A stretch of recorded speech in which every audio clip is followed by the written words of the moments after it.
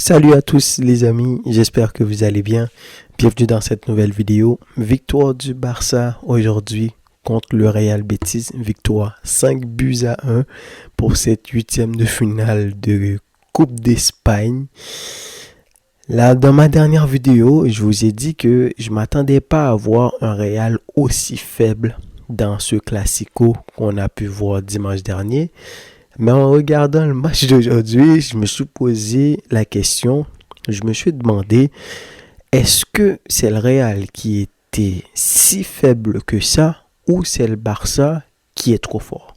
Oui, cette équipe-là a besoin d'être régulier, a besoin d'être concentrée tout au long de la saison pour pouvoir enchaîner les résultats, pour pouvoir avoir la force d'aller gagner des matchs qu'il faut gagner, des petits matchs contre Vallecano, etc. C'est comme ça qu'on arrive à gagner des titres.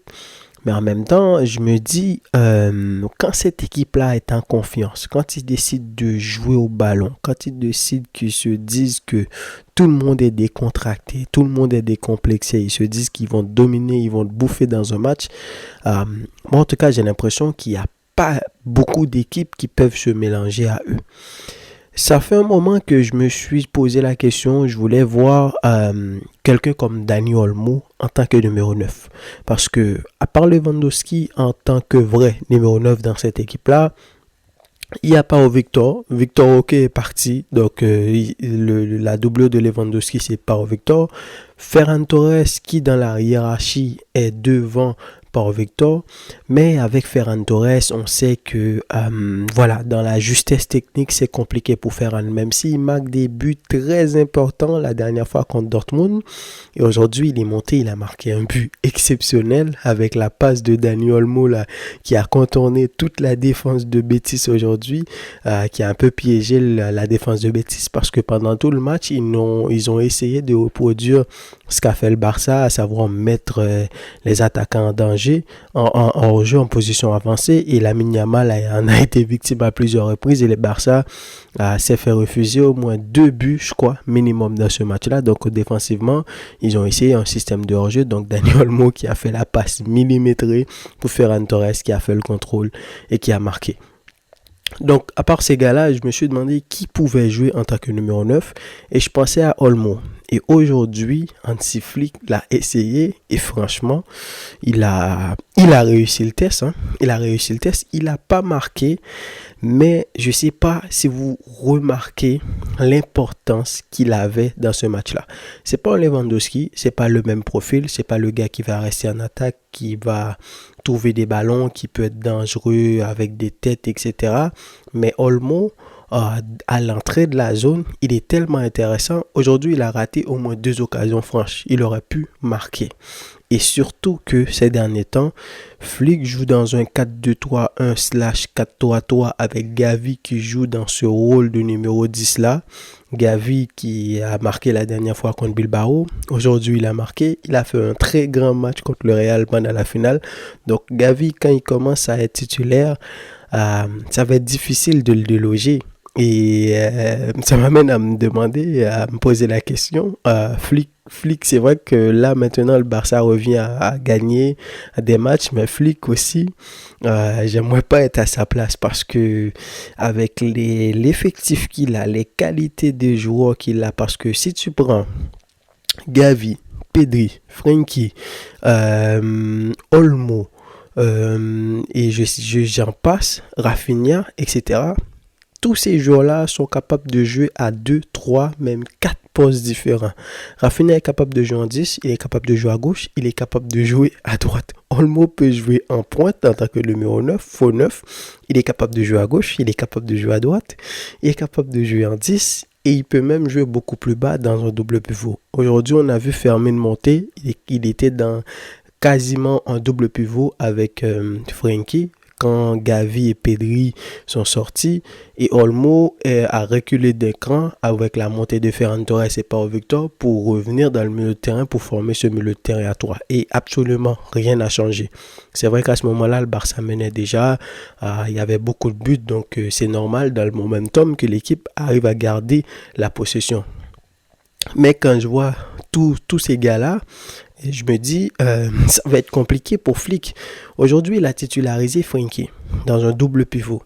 Et j'ai pu voir un Barça complètement différent. Avec Casado, Pedri, c'est Pedri qui a plus le rôle de slalom, le rôle d'artiste, alimenter le jeu. Même si Casado, dans les sorties de balle, il est très intéressant. Mais quand tu as Frenkie, tu as encore beaucoup plus de possession. Frenkie a le réflexe de revenir à côté de Koubarsi. Tu as déjà Koubarsi qui est excellent balle au pied. Et tu as Frenkie qui recule dans la défense pour permettre à l'équipe de sortir le ballon. Donc, techniquement, en défense, dans tes sorties de balle, tu es excellent. Tu as un Gavi qui revient chercher les ballons. Tu as un Pedri qui revient chercher les ballons. Aujourd'hui, Jérôme Martin a été titularisé à la place de Baldé, mais j'ai rien senti tellement il a fait un excellent match. Et surtout, Monsieur Koundé, Monsieur Koundé, malheureusement aujourd'hui, s'est fait refuser un but. Je sais pas trop. je vais laisser passer ça parce que ces derniers temps, les histoires de hors-jeu automatique, là, c'est compliqué. Tu as l'impression que une mèche de cheveux, tu peux être hors-jeu. La pointe de l'ongle, tu peux être hors-jeu. Mais le deuxième but qu'il a marqué, malheureusement, il aurait pu marquer 2 buts aujourd'hui. C'est un but exceptionnel. Mais quand tu as un Koundé à ce niveau-là, qui me rappelle le Koundé qui avait joué contre l'Étoile Rouge de Belgrade, là, qui avait marqué... Il avait marqué ou il avait donné 3 passes décisives, si je ne me trompe pas. C'était 5-2 ce match-là. Quand tu as Koundé qui est à ce niveau-là... Donc, le Barça est beaucoup plus compliqué à gagner. Aujourd'hui, c'est une équipe de possession complètement de possession, qui part moins en transition.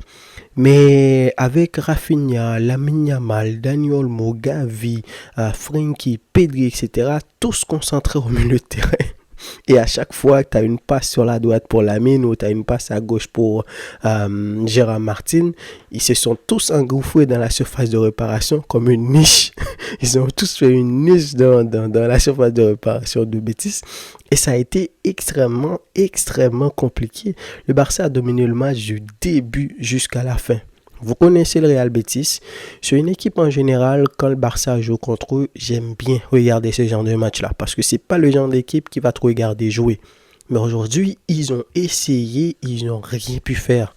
Parce que le Barça était en maîtrise totale. À aucun moment, ils leur ont laissé le temps d'avoir le ballon. Quand ils ont le ballon, tu as un pressing très haut. Et là, encore une fois, c'est d'où l'importance de Olmo. Contrairement à Lewandowski, quand il y a un pressing qui se fait, avec Rafinha, avec Lamine, avec Olmo, avec Gavi, ces 4 premiers-là, sans compter, tu as un Pedri qui monte, tu as un Frenkie qui monte.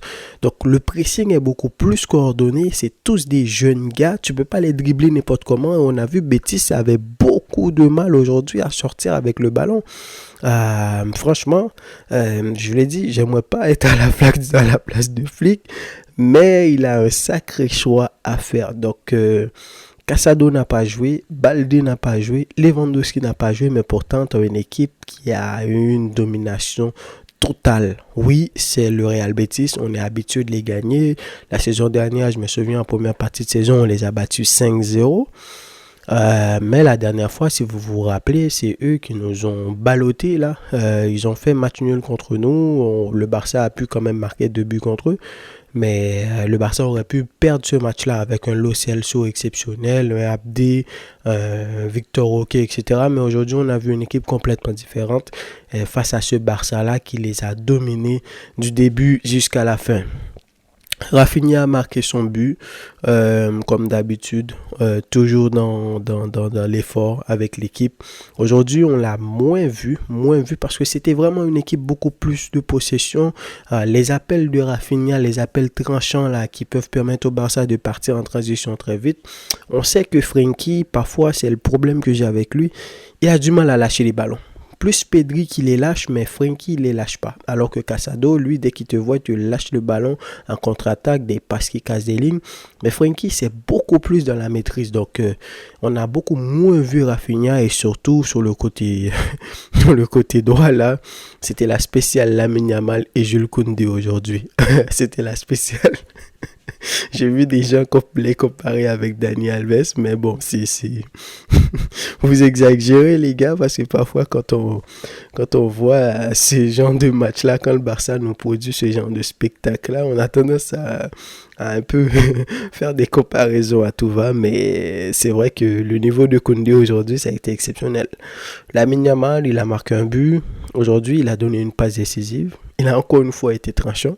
Aujourd'hui, c'est lui qui a décidé le tempo, le score du match. Il est revenu récupérer un ballon qui a mené au but de Rafinha là, presque similaire au but qu'avait marqué Baldi quand il est allé qu'il a récupéré le ballon proche de Valverde après le corner du Real.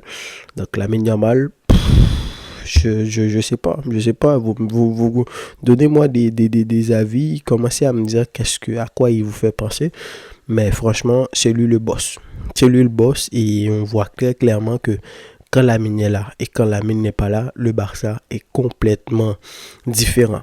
Donc, sinon les amis, très grand match. J'ai pris beaucoup de plaisir à regarder le match, à tel point que je me suis demandé est-ce qu'il y avait une équipe en face.